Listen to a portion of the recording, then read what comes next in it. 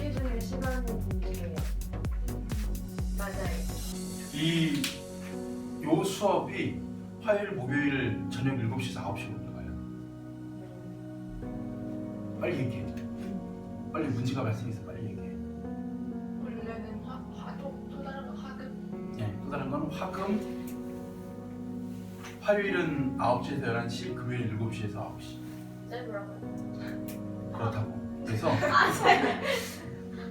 아, 이 화요일 수업하고 목금 수업을 학교 중에도 방학처럼 똑같이 갈 테니까 화요일은 앞에 오든가 뒤에 오든가 7시에서 9시 오든가 9시에서 11시 오든가 하나 골라서 오시면 되고, 그다음 하나는 이제 목요일 저녁 7시에서 9시 사이면 하나 있고, 그 다음에 이제 금요일 저녁 7시에서 9시 사이면 하나 있고. 선생님, 뭐 저 한번 해도 돼요? 요즘 진짜 이렇게 나 그걸로 하면 알겠어. 아싸. 조금 뭔가 약간 문제가 있어. 수학 때문에 주말에 쉴 수가 없어. 토익? 안 할 거라고. 자, 오늘부터 해가지고 우리 내신 미리 보는 거 들어가도록 하겠습니다. 자습서 준비 잘 해오시고, 중요한 게 뭐냐면 우리 너무나도 이제 수업할 내용이 많기 때문에 교재를 안 갖고 오거나 혹은 뭐 학습지를 안 갖고 오거나 숙제를 안 해오거나 하게 되면 되게 많은 이 시간 손해가 일어나요. 그래서 준비 꼭 해오시고, 그 다음에 보면 알겠지만요, 뭐 분량이 장난 아니에요. 우리가 이게 한 학기 내에 이것만이 아니고 여러분들이 여기다가 뭔가 더 추가가 될 수 있다는 걸 염두에 두셔야 됩니다. 그러니까 선생님들이 우리 작년도 그랬지만 이제 학습지를 더 나눠주거나, 또는 이제 모의고사 범위가 반영되거나, 또는 이제 2학년 됐다고 해가지고 이 방과 후 수업 있잖아요. 요 내용이 또 반영될 수도 있어요. 그래서 여러분들이 좀 더 1학년 때보다 학습 부담이 좀 커졌다는 걸 염두에 두셔야 됩니다. 자, 일단은 우리가 첫 단원 들어가 보면 1. 큰 일이야. 문학의 본질과 구조. 우리 국어 공부할 때 제일 중요한 게 뭐냐면, 왜 이 사람들이 굳이 단원의 이름을 정해놓고 그와 관련지어가지고 왜 이론을 꼭 써놨을까는요, 역으로 생각해보면 이렇게 생각하면 돼요. 우리가 이런 문학의 본질과 구조라든가 여기 나와 있는 문학의 특성과 기능에 대해서 알기 위해 여기 나와 있는 작품들은 예가 되는 작품들이에요. 그러니까 쉽게 얘기하면 작품이 우선이 아니라 여기 나와 있는 이론, 이것을 공부하기 위해서 그 작품들이 보조적으로 사용됐다는 그런 순서를 여러분들이 잘 알고 계셔야 이게 내신이에요. 자, 그랬을 때 우리가 문학의 본질부터 얘기하면요, 문학이라는 것은 본질이 원래 근본 본자에다가 바탕 질자예요. 근본적으로 어떤 바탕을 지니고 있느냐, 그게 바로 문학의 특성, 문학의 기능에 대한 이야기입니다. 그래서 문학의 본질은 문학이 어떤 특성을 지니고 있고 어떤 기능을 지니고 있는가를 통해서 확인이 돼요. 그리고 구조는요, 조금 있으면 이제 얘기하겠지만 문학이라는 것은 유기적인 짜임새를 갖고 시, 소설, 수필, 극이 만들어집니다. 그래서 유기적 구조할 때 문학이 어떤 구조를 지니고 있는가, 그 내용을 공부하게 될 거예요. 그래서 간단하게 우리가 8쪽에 가보면 첫 번째, 문학의 특성과 기능을 해가지고 문학이 어떤 특성을 지니고 있는가, 문학이 어떤 기능을 하고 있는가, 요 얘기를요 정말 간단하게 설명을 드릴게요. 자, 우리 문학은요, 일단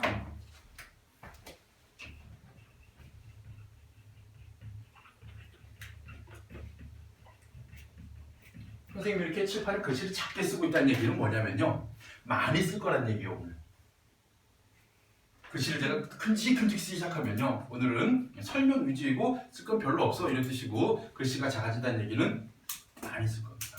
제 예상으로는요, 오늘 이거 아마 여기는 좀 아등바등하면서 막 빈칸 막 찾아 들어가면서 막 쓰고 있을 거야. 까도 찰 겁니다. 자, 그래서 첫 번째, 문학의 특성을 먼저 보려면요, 이걸 알아야 돼요. 바로 문학은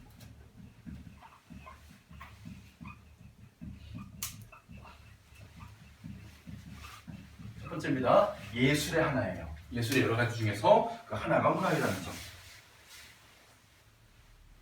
그럼 예술이 뭐냐? 바로 인간이요, 어떤 욕구 본능을 지녔어요. 뭐냐? 자신의 생각과 느낌을 표현하려는 욕구를 지녔어요. 그것을 어떤 소리로 표현하게 되면 음악이 되는 것이고, 선과 색채와 모양으로 표현하게 되면 미술이 되는 것이고, 동작으로 표현하게 되면 무용이 됩니다. 그런데 문학은 뭐냐? 그러한 인간의 다양한 생각, 감정을 무엇으로? 언어로 표현한 거예요. 언어. 그래서 문학을 우리가 다른 말로 뭐라고 하냐면 언어 예술이라고 부릅니다. 언어 예술.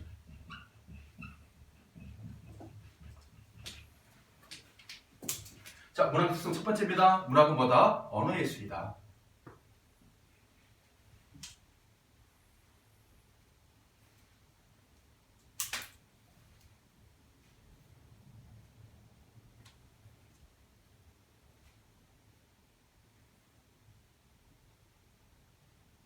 자, 두 번째입니다. 문학이요. 어떤 내용을 담고 있냐면 가치 있는 내용을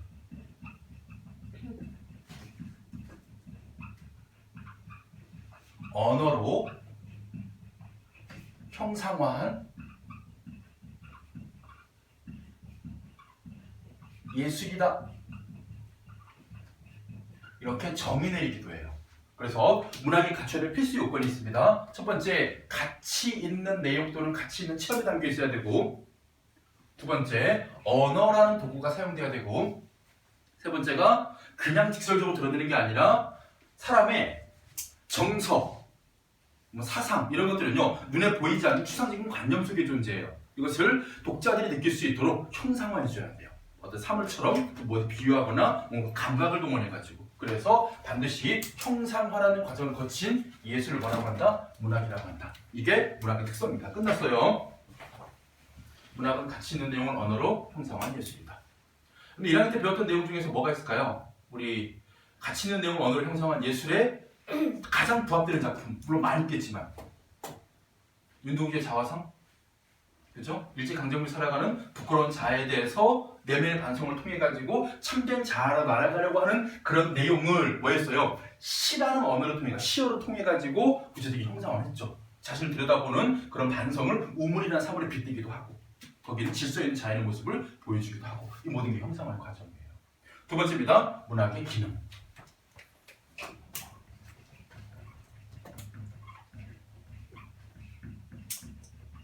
자, 문학은요, 세 가지 기능이 있습니다. 이 기능 때문에 우리가 문학을 읽어요. 문학은 첫 번째, 인식적 기능이 있고요.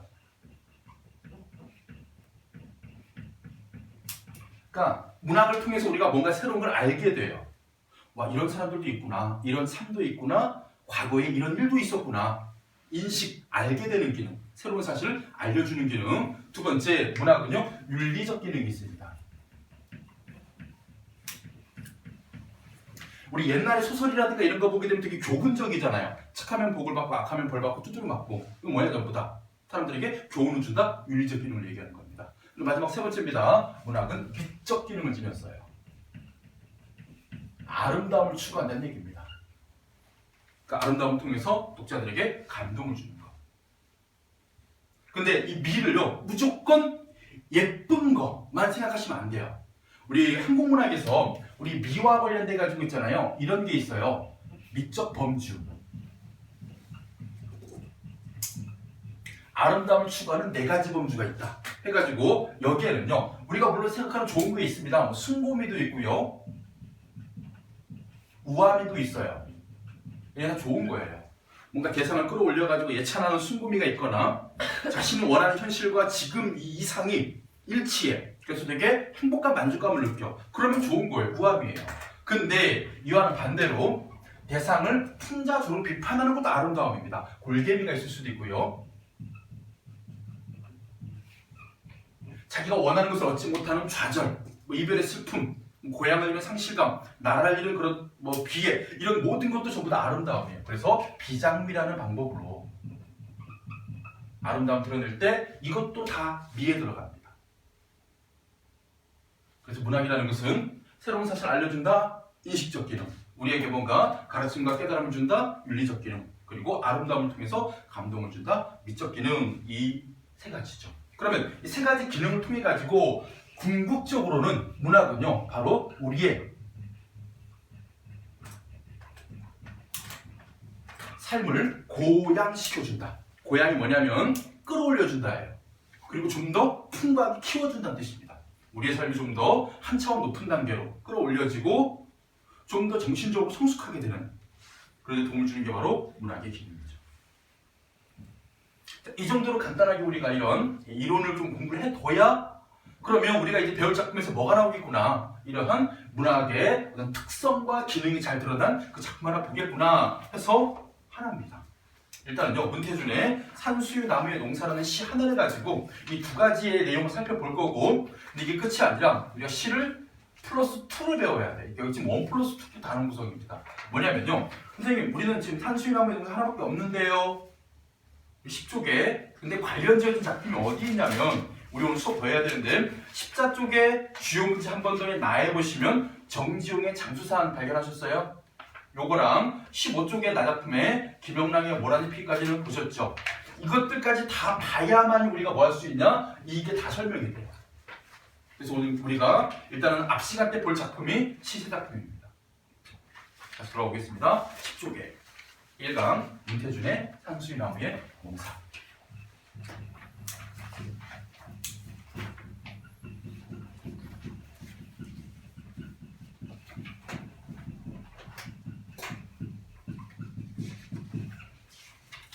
선생님은 시를 볼 때 있잖아요, 제목을 되게 많이 눈여겨보고 제목을 통해서 고민을 많이 해요. 그러니까 아무런 어떤 보조 학습 내용이 없을 때 순수하게 우리가 시집을 꺼내가지고 시를 읽을 때 이런 자습서처럼 뭔가 설명이 없겠죠. 그럴 때 우리는 뭐 해야 되냐면요, 예측하고 상상을 해야 돼요. 앞으로 어떤 내용이 펼쳐질 것이다. 그랬을 때 잘 보세요. 일단 첫 번째가 산수유 나무가 나오고요, 두 번째가 농사가 나와요. 자, 산수유 나무 뭐예요? 자연물입니다.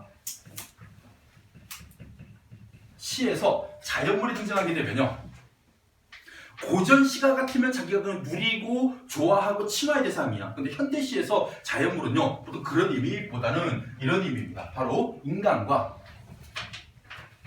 유사하거나 대조되는 속성을 지녀서, 그러니까 인간의 삶과 인간의 행동과 비슷한 모습을 보이는 자연물이 등장하기도 해요.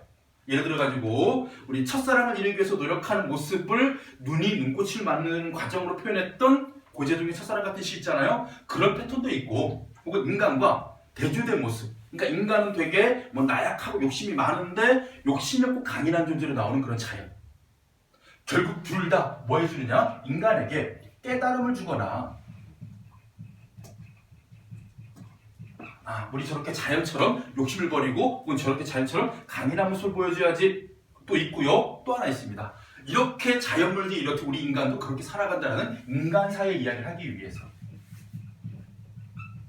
자연물이 등장해요. 그래서 시에서 자연물이 나오면 이 시인은 우리에게 뭔가 깨달음을 주려고 하는구나, 또 우리 인간사의 모습을 하나의 자연물을 통해서 보여주려고 하는구나 라고 예측하고 들어가면 되고요. 중요한 건 산수유나무가 뭐 한다고 그랬습니까? 의농사라는 얘기는 얘가 농사 짓는다는 얘기예요. 원래 농사는 누가 짓는 거예요? 농부들이 짓는 겁니다. 농부는 사람이죠. 그래서 시 전체적으로 뭐가 의인이라는 게 깔려있다는 것을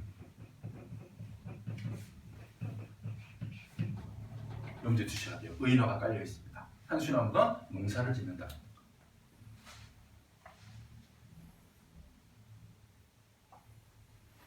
자, 시 보도록 하겠습니다. 시행의 길이가 되게 불규칙적이고요, 연 구분도 없습니다. 그러면 얘를 쪼개야 돼요. 참고로 이 시는 네 부분으로 쪼개집니다. 자, 첫 번째 부분 우리가 1, 2행 먼저 보도록 할게요.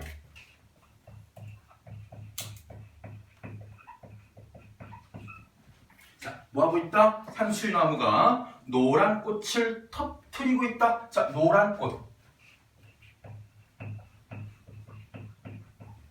자, 여기다가 동그라미 치시고, 자, 일단 눈에 보이는 거 그냥 나무가 꽃을 피우는 거 되게 정상적인 일이죠. 근데 일부러 그 꽃의 색깔을 얘기했습니다. 그래서 색채 이미지인데 이게 이 시 전체의 지배적인 색채 이미지예요.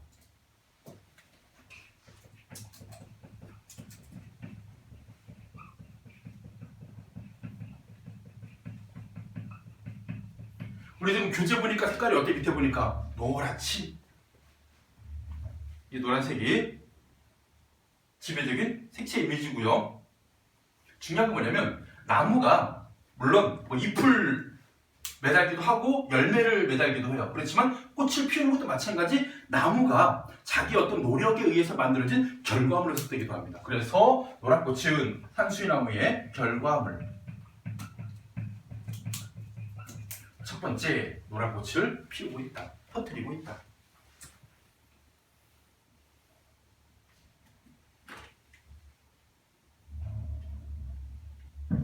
자, 그 다음에 이 터뜨리고 있다라는 말.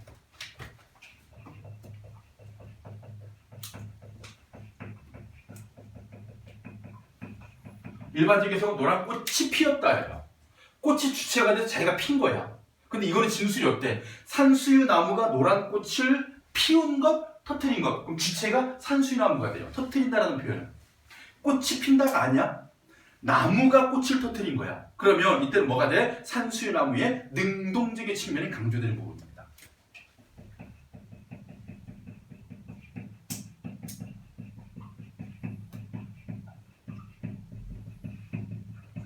자기가 뭐 한 거야? 꽃을 피워낸, 터트린 거야. 능동적인 측면이에요. 터트리고 있다.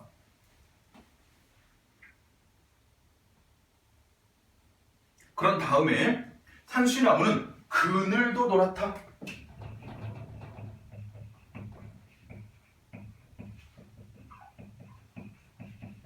자, 여기에서 첫 번째, 이 그늘도 마찬가지입니다. 산수유나무가요, 뭐하니까 이렇게 넓게 퍼진 그 가지에 꽃이 매달리면서 그 밑에는 그늘이 형성돼요. 그래서 그늘도 마찬가지 산수유나무가 만든 결과물로 보시면 되고,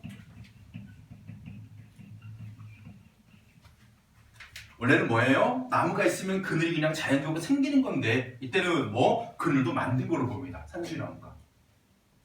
그리고 중요한 건 뭐예요? 일반적으로 그늘, 그림자 같은 것이죠. 그러니까 햇빛이 있고 또 물체가 빛을 가려가지고 생긴 법으로 그늘이라고 하잖아요. 무슨 색이에요? 무채색이에요. 뭐 검거나 회색이 가깝죠. 근데 그걸 노랗다고 표현했습니다. 우리가 일반적으로 생각하는 생각과 다른 방향으로. 그래서 여기 우리가 뭐예요? 통념과 일치하지 않은 참신한 발상이 들어가는 부분.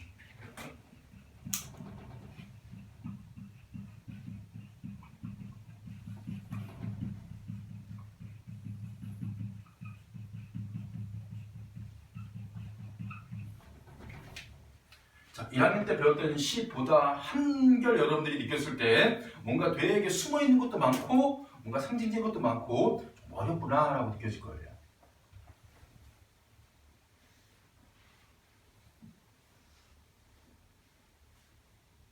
자, 그리고 그늘, 무엇보다 중요한 의미가 있습니다. 우리가요, 일반적으로 그늘 하게 되면 뭐라고 생각해요? 어두운 곳이라 생각할 수도 있잖아요. 근데 여름날 그늘 떠올리면 뭐가 돼요? 강렬한 햇살을 막아주는. 그래서 세 번째 의미 되게 중요한 겁니다. 바로 이때 그늘이라는 것은 자신은 뭐 하는 겁니까? 자신의 등으로, 자신의 머리로 뜨거운 햇살을 받고 그럼 몸으로 그 햇살을 가려가지고 사람들에게 뭐를 주는 존재? 위안, 휴식을 주는 배려.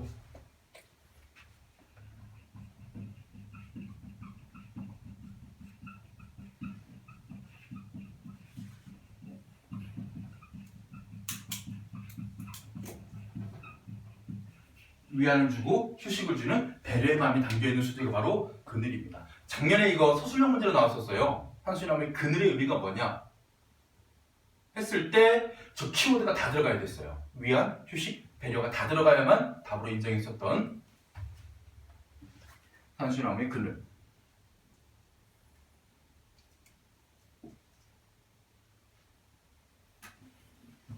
자, 다음에 두 번째 부분. 그냥 삼행. 세 번째 줄 하나가 그냥 두 번째 부분입니다.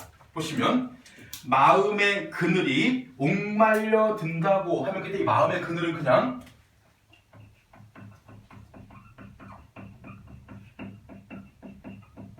어떤 자신의 그냥 마음을 의미하는 것을 보시면 되고요. 혹은 마음의 크기 보시면 되고 그 크기가 옥말려 든다고 여기 했을게요.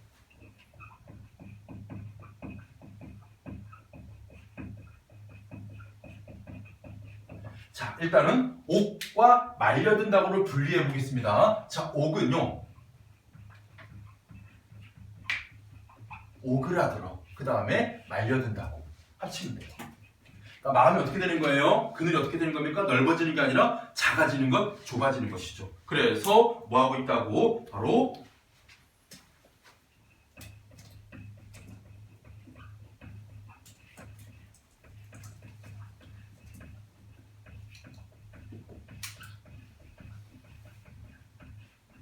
표면적으로는 안쪽으로 오그라져 작아진다고. 그리고 이것이 시적인 의미를 다시 분석해보면 타인에 대한 마음의 크기가 뭐해지는 것? 점점 작아지는 것. 그래서 타인을 위한 배려라든가, 그죠? 여기 나와 있는 뭐 위안의 마음이 작아진다고 이렇게 생각하시면 됩니다.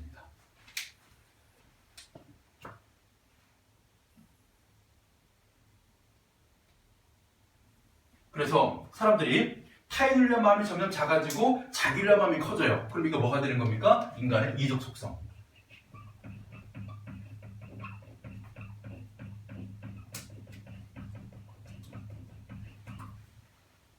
그런 불평하는 사람들,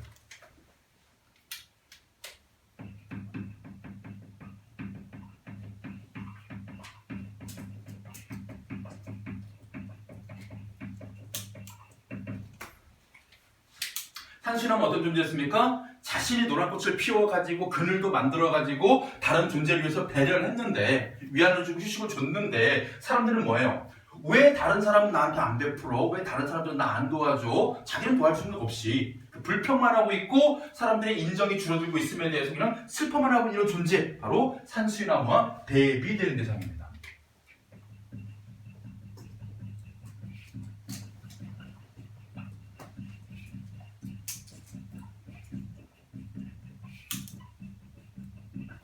쉽게 말하면 부정적인 대상이라는 얘기죠.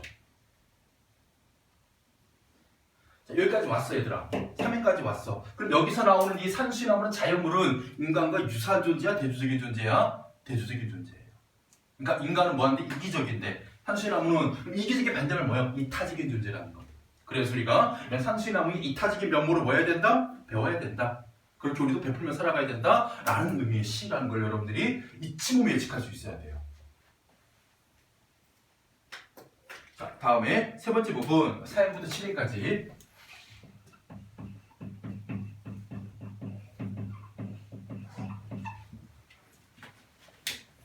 나무는 그늘을 그냥 들이우는 게 아니다.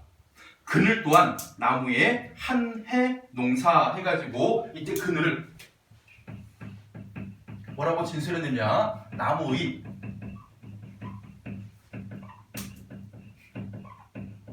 한 해의 농사다. 그러면 뭐로 보면 되냐면요, 나무가 한 해 동안 농사를 지어서 그늘을 만든 거다 해서 얘가 뭐가 되는 겁니까? 아까 얘기했던 어떤 일종의 결과물이 된다는 것을 다시 한번 확인할 수 있고, 그 다음에 이때 농사가 가진 의미.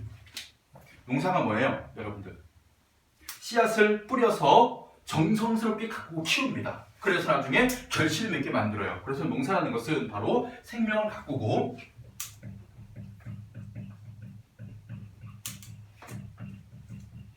생명을 위해서 베푸는 일. 그것을 나무는 뭘 통해 가지고 바로 이 그늘이라는 결과물을 통해 가지고 보여주려고 했던 것이었죠.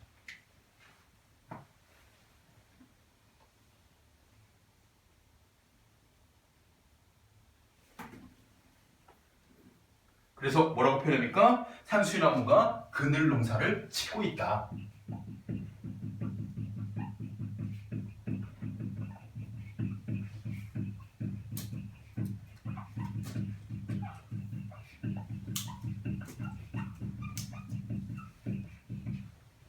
자, 어떤 발상입니까? 그냥 산수나무 밑에 그늘이 생겼다라는 말을 어떻게 했어요? 산수나무가 하나의 주체가 돼가지고 그 스스로가 그늘을 만들기 위해서 열심히 노력하고 있다라는 해석이 되는 겁니다. 그래서 얘도 마찬가지 참신한 발상이 되고, 사람들의 통념을 깨뜨리는 참신한 발상, 그늘도 노랗다처럼 산수나무가 그늘 농사를 짓고 있다.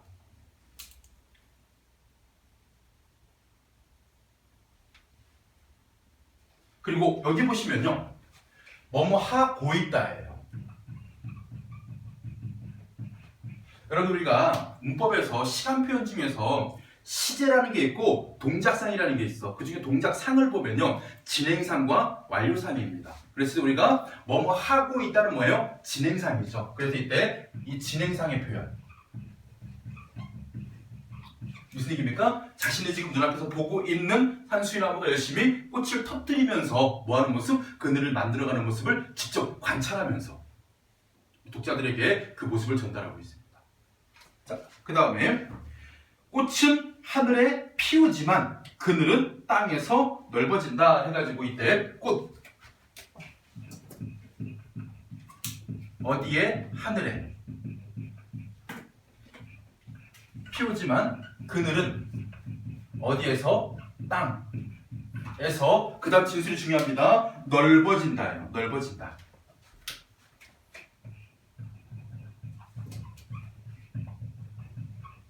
꽃은 하늘에 피우지만.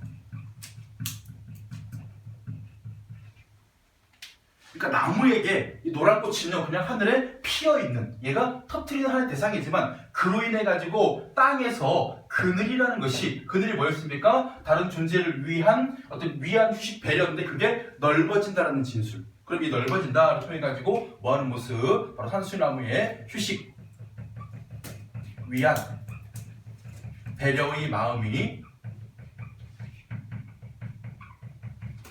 점점 커감을 보여주는, 그늘은 땅에서 넓어진다.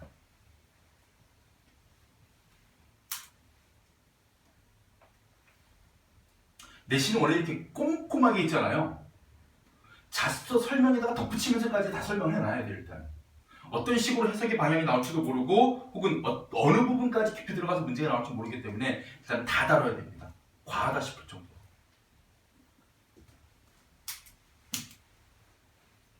자, 그리고 마지막 네 번째 부분.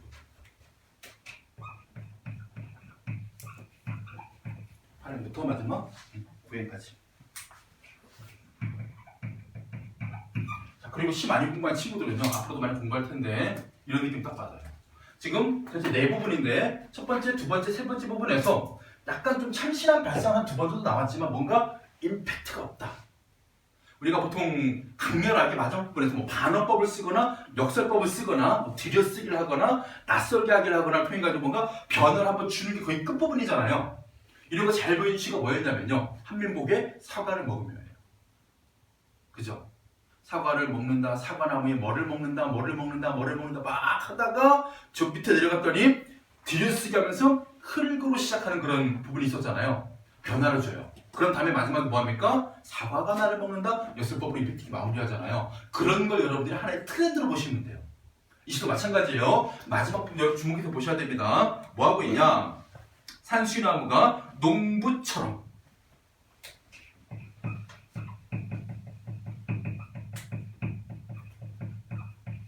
그래서 일단은요 뭐예요? 직유법 사용되고 있고, 왜 하필 농부일까? 당연히 농사지니까 농부겠죠. 근데 이 농부가요 정성과 노력을 들여서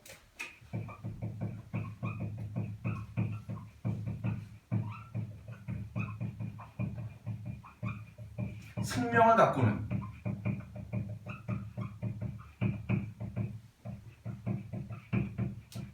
존재이고, 그런 존재의 산수유나무를 빗댄 거예요.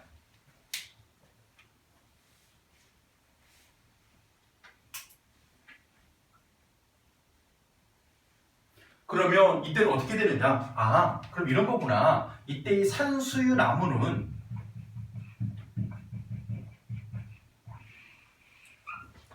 저렇게 사람들의 마음이 옥말려든다고 불평하는 사람들과는 대조적이지만, 이기적인 사람들과는 대조적인 속성을 지닌 것이 그런 존재이지만, 누구와는 정성 들여서 생명을 가꾸는 존재인 농부와는 또 유사한 존재구나. 결국 사람들 중에서 어떤 사람들, 자신을 위해서만 사는 이기적인 존재를 부정적으로 보고, 타인을 위해서 또는 어떤 생명을 위해서 노력하는 존재는 긍정적으로 보고, 여기가 핵심이에요. 여기가 이런 사람이 되지 말고 이런 사람이 되자. 그렇다고 해가지고 지금부터 시골 가서 농사져라 이런 얘기 아니에요. 마치 농부처럼 다른 사람들에게 정성, 노력을 통해서 그 사람들에게 편안한 안식을 주고 그 사람들을 가꿀 수 있는 그런 존재가 되자라는 의미에서의 비유, 이걸 이해하셔야 돼요. 그리고 마지막입니다. 자, 그 그늘이요 끌어모으면 우리 농사를 짓잖아요. 그럼 어떻게 돼요? 우리 결과물 뭐 벼나 보리나 이런 것들 있잖아요. 모아야 돼요. 모아서 뭐 가만히도 담고 그렇게 사람들이 양식이 되잖아요. 처럼 농사짓기 뭘 농사짓습니까? 그늘을 농사지었죠. 그늘을 끌어모으면 벌써 중요합니다, 여러분들. 벌써라는 표현.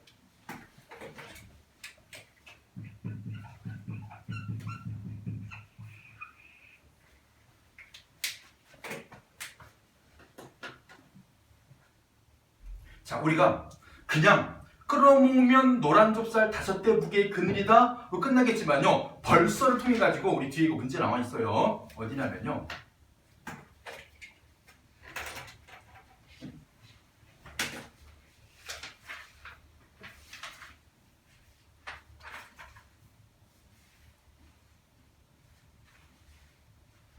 표시해 뒀는데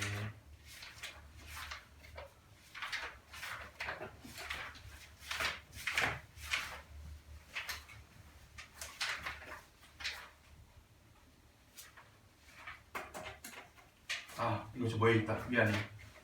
오늘 나갈 거에 있어요. 문제를 본 기억이 나갈 거에 있어요. 이따 드릴 겁니다. 자, 설명하겠습니다. 벌써 뭘까요?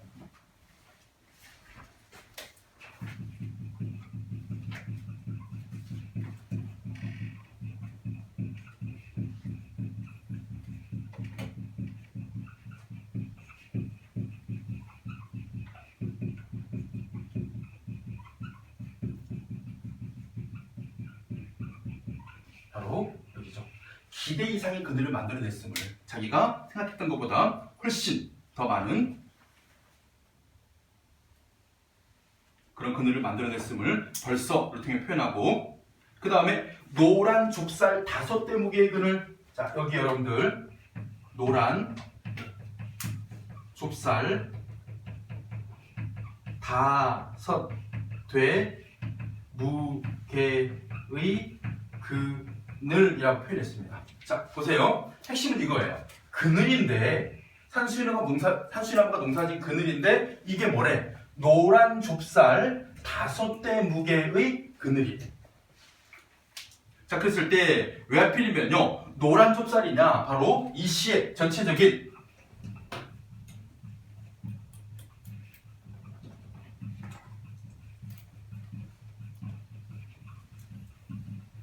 지배적인 색채 이미지와 일치를 시켰고요. 산수나무가 지금 터트리고 있는 꽃도 노란색이고 그 꽃으로 인해서 만들어진 그늘도 노란색이에요. 그런데 갑자기 그 결실을 가지고 뭐 예를 들어 뭐 빨간 뭐 팥 이런 식으로 해버리면 서로 어울리지 않는 색채이기 때문에 여기도 마찬가지 노란색을 갖고 온 겁니다. 그래서 노란색의 색채 이미지. 그리고 이 좁쌀은요 원래는 뭐예요? 농부가 농사를 지어서 얻은 농사의 결실이잖아요.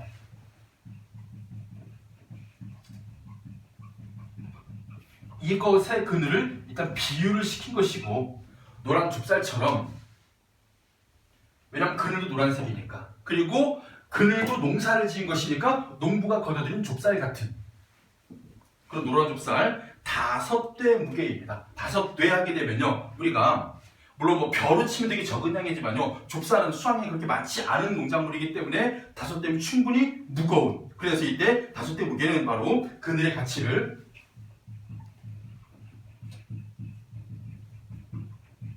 구체적이고 감각적인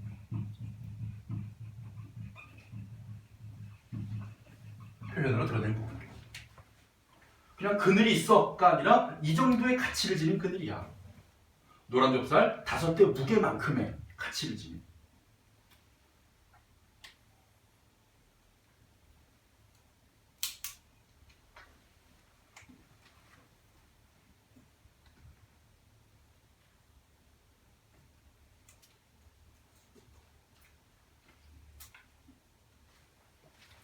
이렇게 해서 산수나무가 자신이 그냥 꽃을 피우고 그냥 그늘이 만들어지는 그런 모습이 아니라 다른 것들을 위해서 그늘을 농사짓듯 만들어내는 과정을 통해서 전체적으로 뭐 하냐면요, 다른 생명에 대한 어떤 배려와 나눔의 의미를 전달하고 있는, 인간의 삶의 태도를 얘기하고 있는 산수유나무의 농사입니다.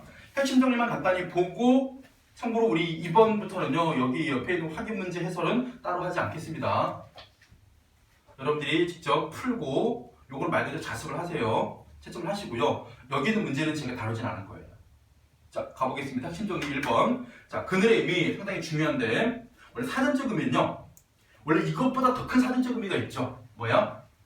어떤 빛이 어떤 물체에 의해서 가려진 뒷부분, 그늘이라고 하는데, 다시 또 한 번 들어온 그늘의 의미가 이거예요. 2차적인 그늘의 의미입니다. 의지할 만한 대상이 보호나 혜택. 그러니까 우리는 뭐 부모님의 그늘 밑에서 이렇게 편안하게 생활하고 있다 할 때 그때 그늘의 의미죠. 그럼 이 작품에서 시적 의미는 뭐냐? 바로 다른 생명들이 휴식, 위안을 얻을 수 있도록 베푸는 공간으로서의 그늘의 의미. 밑에 게 중요하죠. 다른 생명들이 휴식, 위안을 얻을 수 있는.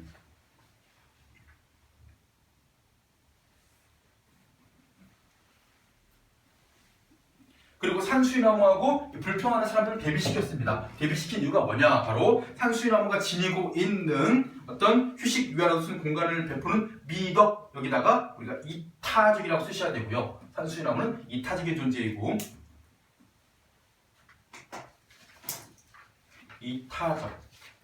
불평하는 사람들은 타인을 배려하고 타인에게 베푸는 게 인색해. 뭐라고 써야 돼? 이기적이라고 써야 되겠지.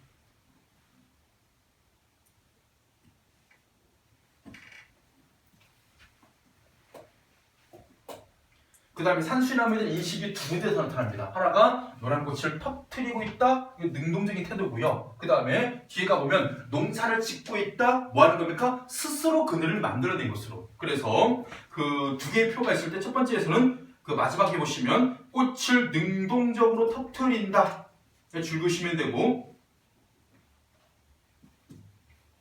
두 번째 표에서는 그늘도 스스로 만들어낸다 라고 줄 그시면 돼요. 산수유나무는 꽃을 능동적으로 터뜨리는 존재, 그늘도 스스로 만들어내는 존재.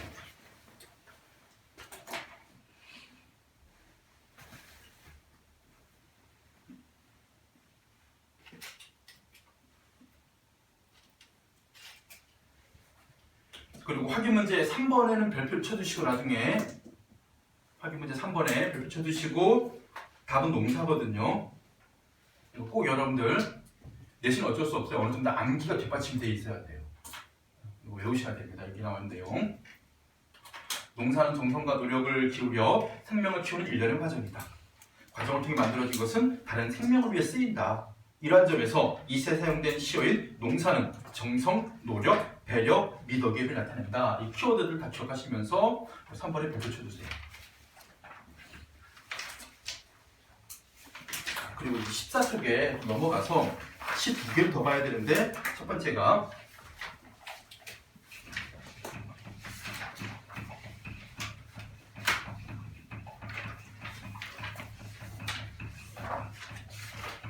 정지용의 장수산.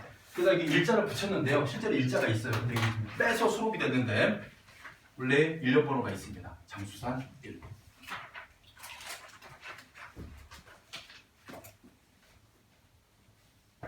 자, 들어가 보겠습니다. 일단 정지용 시인에 대해서는 그냥 배제를 시키시고요. 이제까지 여러분들 아는 정지용 시인의 시하고는 다른 시예요. 뭐 향수라든가 고향이라든가 이런 시 배웠는데 그 시하고 다른 방법으로 유리창도 배웠죠? 우리 문학특강 할 때. 다른 방법으로 쓰인 시인데, 자, 시 제목입니다. 장수산. 산이에요, 산. 그러면 시에서 산은 어떤 공간으로 쓰일까 하게 되면요, 보통 우리가 산에 사는 사람들 우리가 뭐 자연 이렇게 부르잖아요. 속세하고 멀리 떨어져가지고 뭔가 초월적인 삶을 사는 사람들이에요. 그랬을 때 우리가 산이라는 공간은 탈속적이고 초월적인 존재로 뭔가 인간 세상에 때가 묻지 않은 곳이라는 의미도 있고, 또는 우러러보는 존재, 저런 삶이 지니고 있는 장엄함, 우리 인간은 따를 수가 없구나 해가지고 우러러보는 존재로 나타나기도 해요. 자, 그리고 시를 보니까 여러분들 이런 느낌 들 거예요. 이게 시야? 왜? 행구문조차 없습니다, 이번에는. 그래서 얘는 산문시 형식으로 쓰인 시예요. 참고로 정지용이요. 30년대 초반에는 그러니까 되게 이미지즘적이고 모더니즘적인 형태를 가지고 다양한 감각적 이미지로 뭐 고양이에 대한 그림이나 뭐 자기 아이의 죽음이나 이런 거 시를 쓰다가요. 1930년대 후반부터 39년작이거든요. 40년대 넘어오면 갑자기 방에 확 틀어요, 이 사람. 그래서 뭐 하냐면 서양적인, 서구적인 이런 이미지의 시에서 동양적인 정신세계를 다룬 시로 이 시 방향이 바뀌거든요. 그 중에 하나의 작품입니다. 장수산. 동양적인 정신세계가 나타나요. 자, 보겠습니다. 벌목정정이랬거니. 자, 벌목정정.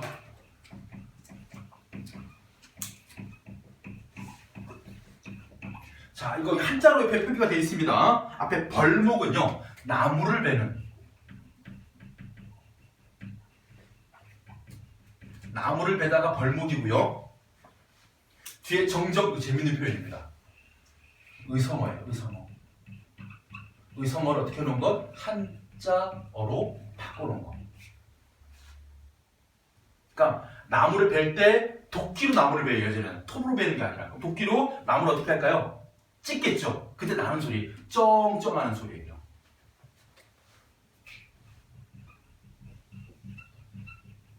이 소리를 뭐로 바꾸는 거야? 한자어 정정으로 바꾸는 것이죠. 이 부분과 유사한 표현 발상을 보이는 고전 시가 작품 하나 골라서 얘기해 보세요. 그거. 지국총. 예, 지국총, 지국총 어사와. 어부사시. 흔리전도. 생각나시죠? 찌꺼덩 찌꺼덩 어여차 하는 그런 의성어를 한자어로 바꿔놨잖아요. 지구충 지구충 어사와처럼 똑같은 패턴이에요.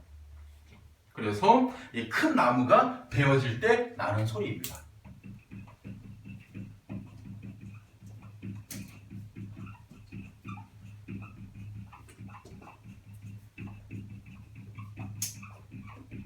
자, 벌목정정이랬거니 큰 나무가 베어질 때 쩡쩡하는 소리가 들린댔거니.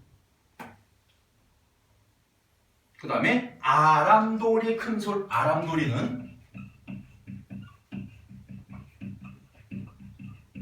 아름드리라고 해서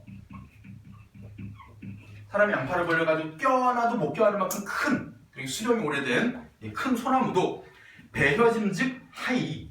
이때 뭐뭐 하이 라는 말은요, 일본말 아닙니다. 뭐뭐 하다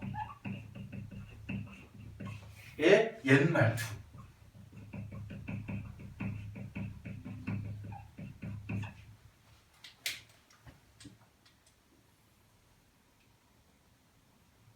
이렇게 큰 나무가 베어질 때 쩡쩡하는 소리가 들려옴직도 하고, 아름드리 큰 소나무가 베어짐직도 하고, 골짜기가 울어서 네아리 소리가 쩌르렁.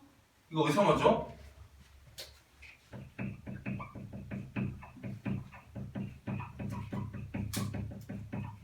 그 메아리 소리가 쩌르렁 하고 돌아옴직도 하이.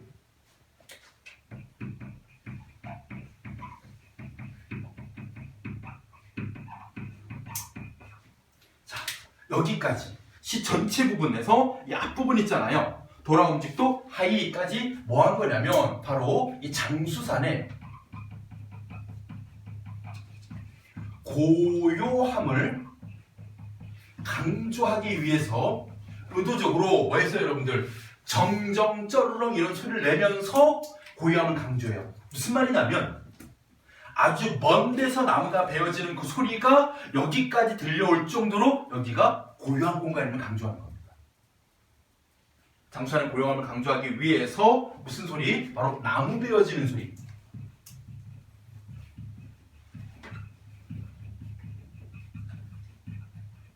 그 메아리 소리가 들려올 정도로 고요한 장수산.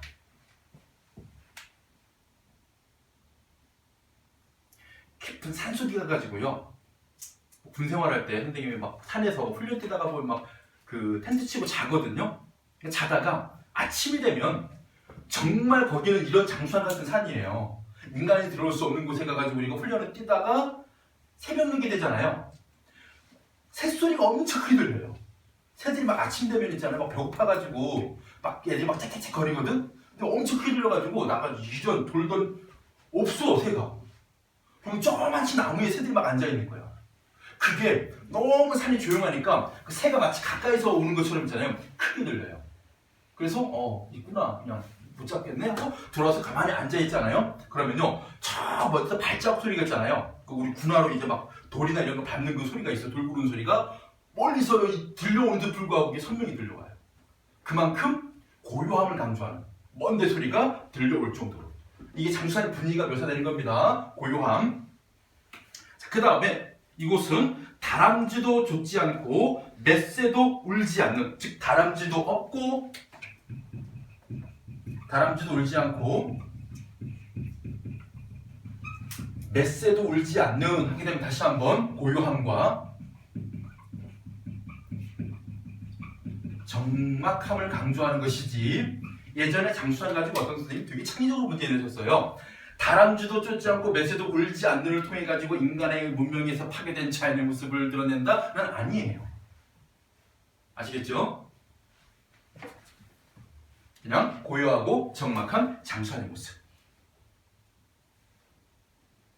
그래서 이 깊은 산 장수산의 고요, 전체적인 지배적인 분위기죠. 고요함. 고요가 차라리 뼈를 저리우는데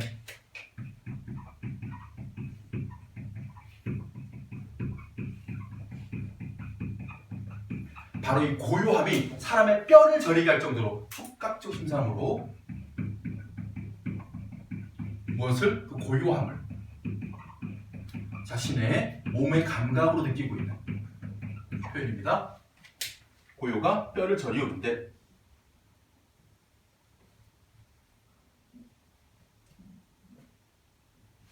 눈과 밤이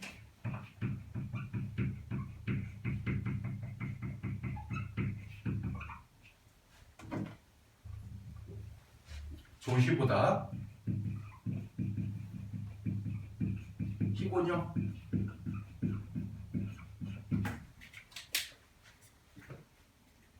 자, 해를 다 쓴 이유가 있어요. 일단은 눈, 겨울, 계절감, 색채 이미지, 흰색. 근데 눈은 희다 치자 밤이 왜 힐까? 바로 이 밤은요, 눈이 내린 밤 위에 보름달이 떠가지고 쌓인 눈을 달이 반짝반짝 반사시키고 있는 모습입니다. 그래서 이땐 밤도 흰색이에요. 그래서 눈 내린 겨울밤이, 달뜬 겨울밤이 종입니다. 종이의 옛말 종이보다 희구나. 시각적인 색채 이미지 하고 되게 많이 달리지. 그 다음에 뭐뭐하군요, 뭐뭐하구나 라는 마찬가지 옛말 투이고요. 그 다음에 명탄법이 사용되어 있죠. 와, 이렇게 눈 내린 겨울밤이, 달뜬 겨울밤이 종이보다 희구나 하고 겨울밤의 이미지에 대한 감탄을 시각적인 색채 이미지로.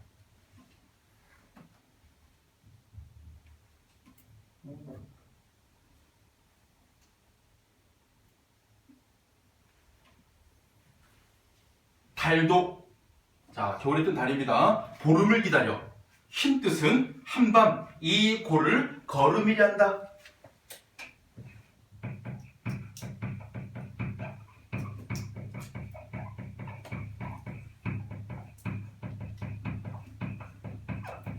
자, 이 말이 이렇게 해석해야 됩니다. 바로 달도 보름을 기다려 흰 것은 뭐 하는 것? 내가 이 한밤에 이 고를 걸음이란다. 나더러 달이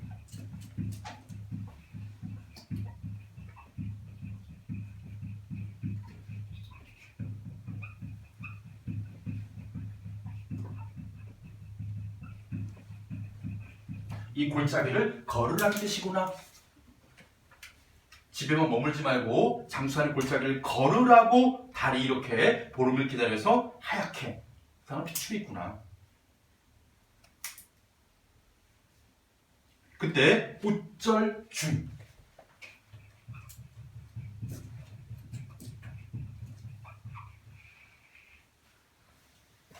중입니다. 중. 스님이에요. 바로 장수산에 위에 절이 하나 있는데 엄청 산속에 짱 박혀 있겠죠. 그 절에 살고 있는 스님. 지금 절이 있는 위치도 지금 장수산 속에 있는데 게다가 스님이기도 해요. 그러면 뭐예요? 울절중은 바로 탈속적이고 그리고 무욕의 경지가 1대1 있는 사람이에요. 어디서 이 울절중의 무욕의 경지가 느껴지느냐? 이 사람이 6판에 6번 치고도 웃고 올라갔어요. 그러니까 울절중은 무언가를 했겠죠, 나랑. 그죠? 뭐 딱밤맞게 알까기 했던, 장기를 뒀던 거의 바둑이겠죠. 그죠? 바둑을 둘 때 6판에 6번은 치고도 웃고 올라가요. 승부에 연연하지 않는, 그러면서도 아우 잘 놀았습니다 하고 웃고 돌아가는 그 태도에 뭐라고? 치고도 웃고 돌아가는 게 조찰희, 늙은 그런 존재예요. 조찰희 하게 되면 아주 깨끗한,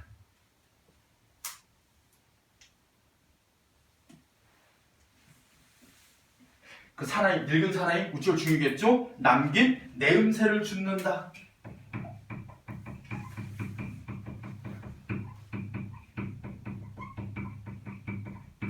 하게 되면 그 태도를 본받으려 한다 라고 해석이 됩니다. 어떤 태도예요? 이렇게 욕심없는 탈속적인 경지를 본받으려 한다.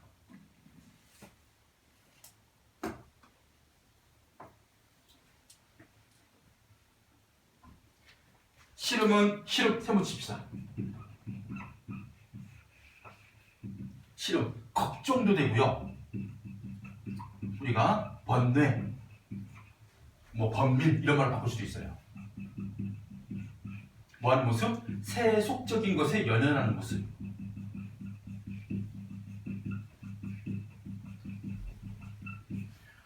빨리 가서 돈 벌어야 되는데, 벼슬도 피해야 되는데, 빨리 가가지고, 인생은 타이밍이라는데, 이러면서, 그죠? 세속에서 연연하는 모습을 시름이라고 표현한 거예요. 이 시름은 나에게 있는 시름입니다. 화자에게 있는 시름. 시름은 이 바람도 일지 않은 고요에서, 이 장수한 속에서 심히 흔들리오노니,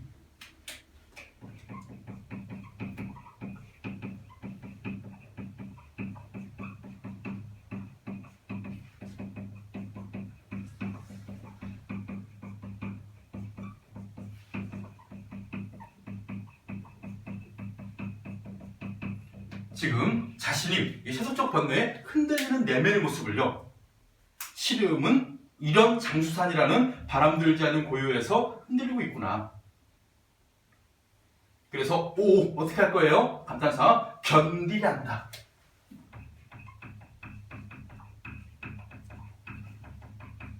견디겠다. 화자의 의지적인 면봉. 뭐 하려는 것? 바로 번뇌를 잊고 번뇌를 초월하고 어떻게 하려는 자신도 탈속적이고 무욕의 경지를 이루려 하는, 누구를 닮은? 울절중을 닮은 삶을 살겠다.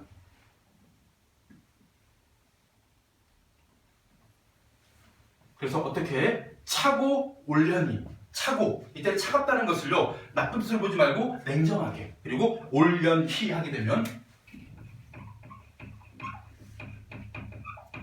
우뚝하게, 차고 올연히, 슬픔도 꿈도 없이. 이때 슬픔, 꿈,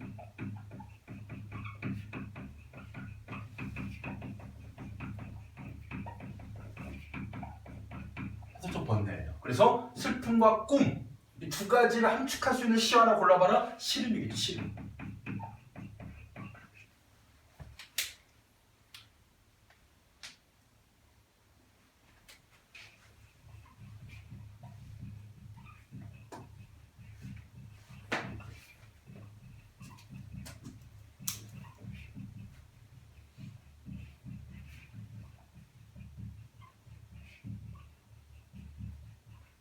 이거 기억나세요?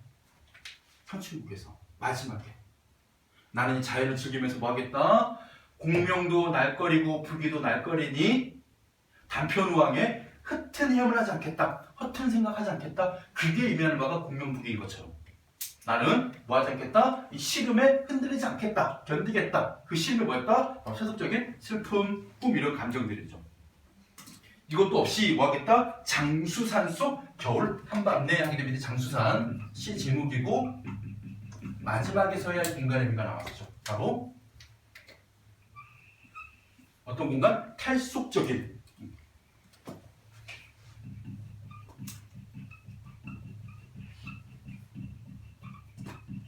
그런 공간을 해석해줍니다. 그래서 마치 조선시대 사대부 강호 한정가의 뭐와 같은 자연과 유사한 그런 공간의 의미가 바로 여기는 장수산 되겠죠. 속세에서 벗어난 거.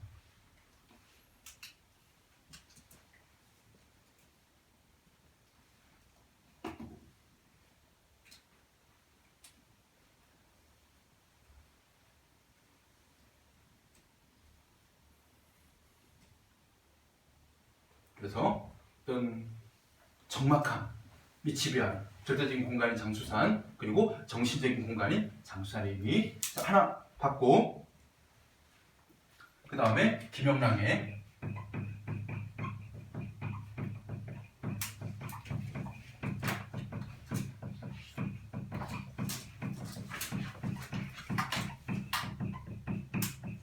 뭐라는 표현까지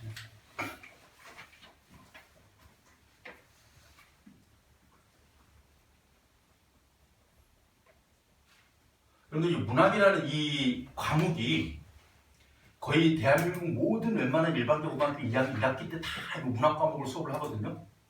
2학기 때 가면 이제 언어와 매체라고 문법 수업을 하고 그럴 때 출판사가 되게 여러 개가 있어요. 제가 알기로 한 14종이 되고 있는데요. 그 중에 꽤 많이 그래도 비중 있게 다루고 있는 출판사가 어디냐면 신사고랑 조은직 신사고 있죠. 그 다음에 비상문학. 그 다음에 우리 여기 두 군데 말고 그 해법 천재 문학도 있어요.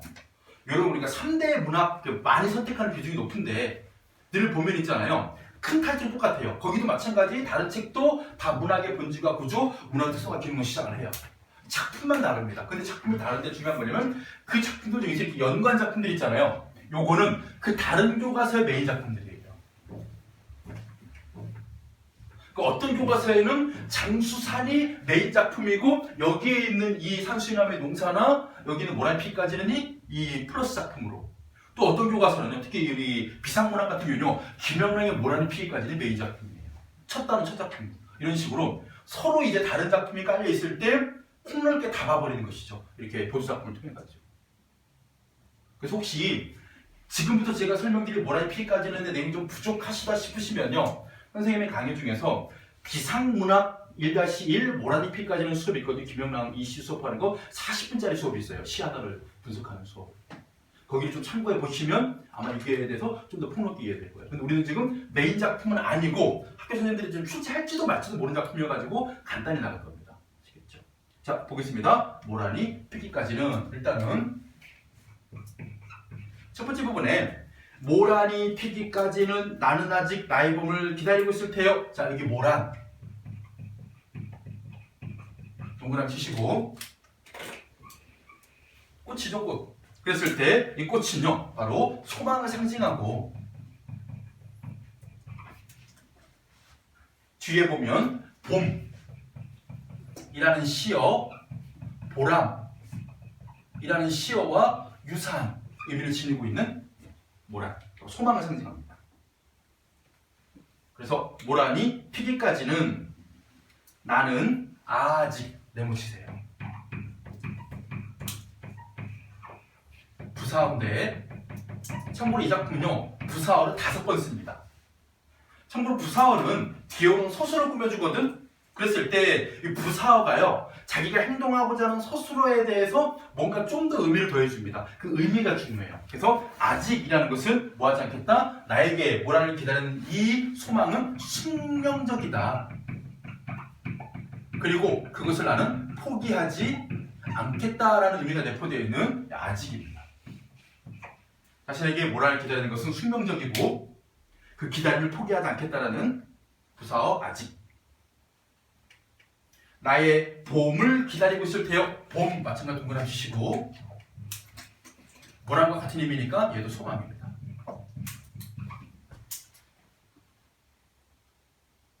봄을 기다리고 있을 테여. 뭐뭐을 테여.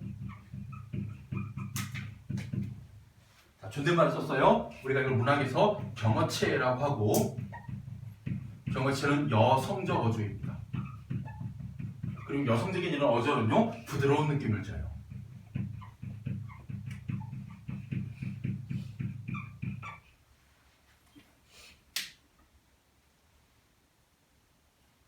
다음 두 번째 가운데 부분입니다. 모란이 뚝뚝 떨어져 버린 날. 뚝뚝. 네모 치시고 얘도 부사합니다. 뚝뚝 떨어진다라는 의태를 통해 가지고 바로 이 낙화를 감각적으로 묘사합니다.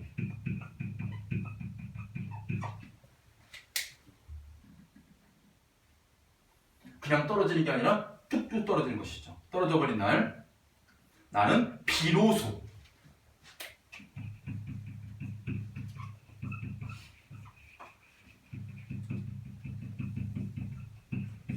그 이전까지는 슬픔에 잠기지 않고 뭐해야만 꽃이 떨어져야만. 그래서 모란이 지기 전까지는 슬픔에 잠기지 않겠다라는 의도를 갖고 있는 비로소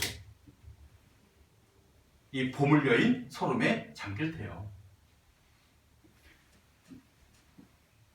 5월 어느 날 그 하루 묻었던 날 하면 여름이 됐기 때문에 봄이 끝난 상황이죠. 떨어져 놓은 꽃잎마저 시들어버리고 천지의 모란은 자취도 없어지고 뻗쳐오르던 내 보람 서운케 무너졌느니 이때 보람도 마찬가지입니다. 모란과 봄과 같은 의미를 지니고 있는 소망을 상징하는 보람. 어떻게 됐어? 무너졌대. 내 소망이 무너졌대. 꽃이 지는 걸 소망이 무너짐으로 표현한 것이죠.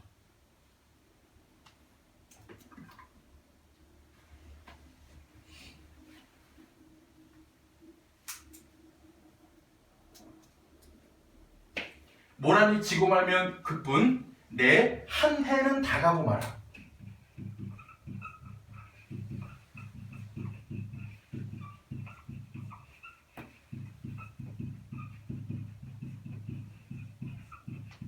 자, 뭐 한 거냐면요.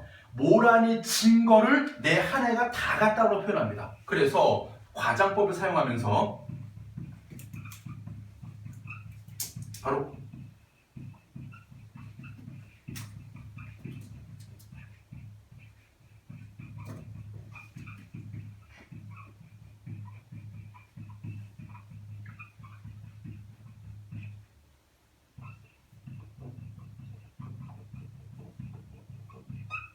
모란이 진 것을 내 인생이 모두 잃어버린 것.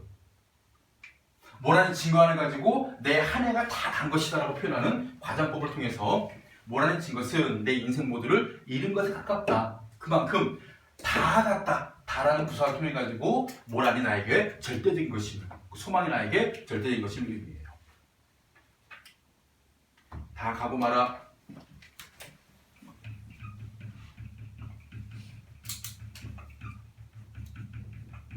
(360날) 바로 자신의 슬픔의 정감을 구체적으로, 그러니까 1년 내내도 360날 내가 1년 내내 슬프다. 참고로 어느 만큼 슬프냐, 360날 슬퍼, 되게 구체적으로 묘사가 됐어요. 그러면 어느 만큼 가치가 있니? 노란 좁쌀 5대목의 그늘이야. 이런 식으로 뭐 한 겁니까? 어떤 가치라든가 어떤 슬픔의 정도를 구체적이고 감각적으로 표현한 부분. 이거 유사한 부분이에요. 360날. 그 다음에 한양. 마지막 부사합니다. 이렇게 쓰여서 아직 뚝뚝 비로소 다 한양까지. 늘이라 뜻이 늘 항상. 자신이 어떤 서러움의 감정이냐 늘 섭섭해 웁니다. 서러움의 정감의 깊이를 강조하기 위해서 한양 늘 섭섭해 웁니다. 마지막 세 번째 부분 어떻게 되냐면 첫 번째 부분과요 세 번째 부분이 유사하게 반복이 돼요. 그래서 수미 상관법에 사용되었고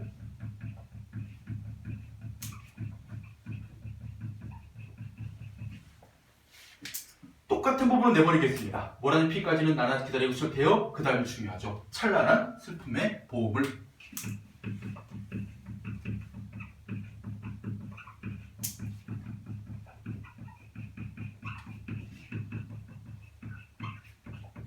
자, 첫 번째 역설법이 사용되었습니다. 모순형용에 의한 역설법이에요. 모순형용이 뭐냐면 뒤에 있는 이 봄이라는 소망을요, 이 시간을 꾸몄을 때 찬란하다고 형용하기도 하고 슬프다고 형용하기도 하는데 이 두 가지가 서로 모순이 돼요. 하나는 긍정적인 의미의 수식이라면 하나는 부정적 의미의 수식이어서 서로 모순되게 형용하고 있다. 그래서 역설법입니다. 그럴 때 그 의미가 뭐냐면 하나는 찬란한 봄이죠. 또 하나는 뭐예요? 슬픔의 봄이에요.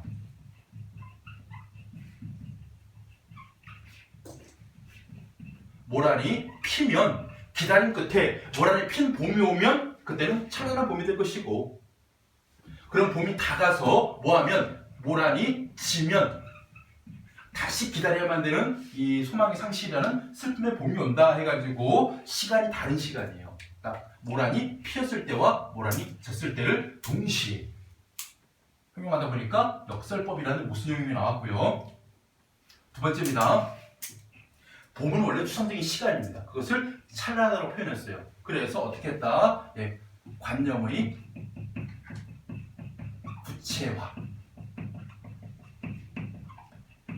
추상적인 관념인 시간을, 봄이라는 계절을 구체적으로 찬란하다라고 시각적으로 표현한 관념의 구체화. 그리고 마지막 하나 더 있어요. 뭐냐면요, 앞에 문장이 나는 아직 기다리고 있을 테요 한 다음에 찬란한 슬픔의 봄을 이렇게 했잖아요. 잘 보세요. 여기 붙은 조사가요 목적격 조사예요. 서술어가 기다리고 있을 테요입니다. 원래 목적어는 서술어 앞에 와야 되겠죠. 그래서 이 부분이 어디에? 여기에 들어가야 되는데 뒤로 와 있습니다. 그래서 우리 문장 성분의 위치가 뒤바뀌는 이런 표현을 뭐라고 합니까? 도치법이라고 하죠. 마지막 도치법까지 사용해요.